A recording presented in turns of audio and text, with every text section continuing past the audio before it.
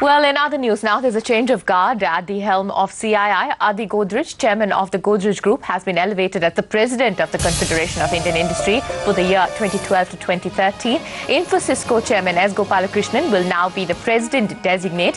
And speaking exclusively to CNBC TV 18 after taking charge, Godrej said that the perception about the India situation, about investments, about the macroeconomic picture is actually worse than the real picture. We had a very good meeting with the Prime Minister.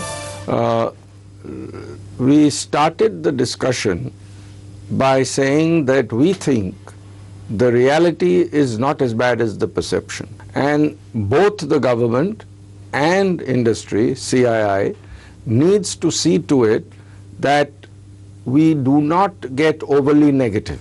At the same time, the government must not make moves that are perceived to be negative. But in fact, Adi Godrej also highlighted the role played by CII in bringing about consensus on the goods and services tax issue. Listen in.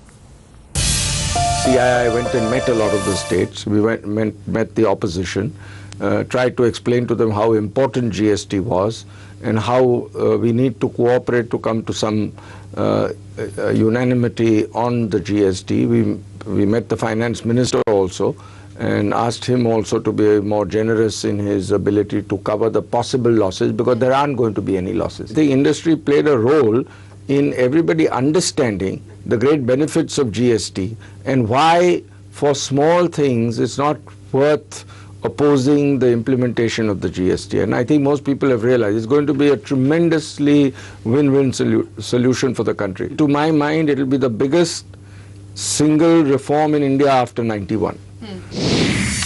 Well, some more news coming in for aviation companies.